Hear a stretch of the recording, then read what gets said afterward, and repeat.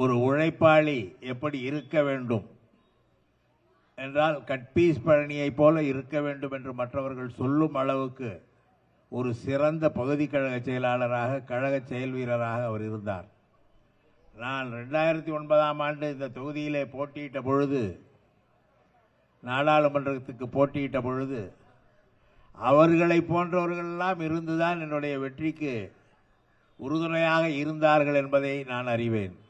ஒவ்வொரு தொண்டரும் திராவிட முன்னேற்ற கழகம் வெற்றி பெற வேண்டும் என்று முழுமையாக தங்களுடைய உழைப்பை நல்கி என்னை புதுடெல்லிக்கு அனுப்பினார்கள். அப்படிப்பட்ட சிறந்த செயல் வீரர்களில் ஒருவராக நம்முடைய கட்பீஸ் பழனி அவர்கள் விளங்கினார் என்பது, அவரை போல மற்றவர்களும் செயல்பட வேண்டும் என்பதற்கு எடுத்துக்காட்டாக நான் அதை சொல்கிறேன். திராவிட முன்னேற்ற கழகம் என்பது ஒரு மிகப்பெரிய கோட்டை. இந்த கோட்டையிலே இருக்கிற ஒவ்வொரு செங்கல்லும் அந்த கோட்டையை பாதுகாக்கும் நோக்கத்தோடு இருக்கிறது. ஒரு வெற்றி, ஒரு தோல்வி இந்த இயக்கத்தை என்றைக்கும் ஆட்டி படைத்ததில்லை, ஆட்டி பார்த்ததில்லை. பல தோல்விகளை சந்தித்திருக்கிறோம். ஆனாலும் தொடர்ந்து பின்னால் வெற்றி பெற்றிருக்கிறோம். இன்றைய அளவில் 1949ஆம் ஆண்டிலே இதே ராயபுரத்திலே தொடங்கப்பட்ட திராவிட முன்னேற்ற கழகத்தின் சார்பில் அதிலே ஒரு உழைப்பாளியை, ஒரு சீர்மிகு தொண்டரை நினைவு கூறுகிற நாளில் இதே இடத்திலே இருந்து பேசுகிற வாய்ப்பு என்பது எங்களுக்கு மகிழ்ச்சி அளிக்கக்கூடியது.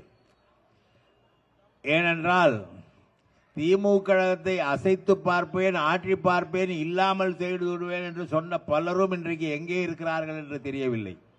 திராவிட முன்னேற்ற கழகமும் அதன் தொண்டர்களும் மட்டும் இன்னும் தொடர்ந்து செயல்பட்டு சிறப்பாக பணியாற்றி வருகிறார்கள்.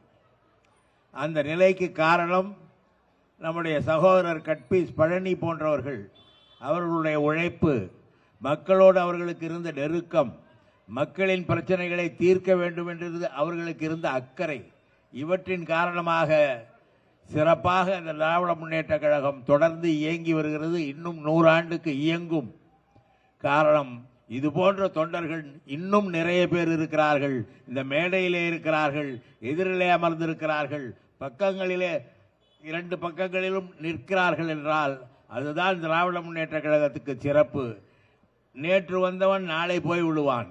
ஆனால் திராவிட முன்னேற்ற கழகம் என்றும் இருக்கும் என்பதை உறுதி செய்யக்கூடிய தோழர்களாக இங்கே இருக்கிற உங்கள் அனைவருக்கும் எனது வாழ்த்துக்களை தெரிவித்து, கட்பீஸ் பழனியின் புகழ் ஓங்குக, அவரின் நினைவை நாம் போற்றுவோம் என்று சொல்லி இந்த நல்ல வாய்ப்புக்கு நன்றி கூறி விடைபெறுகிறேன். வணக்கம்.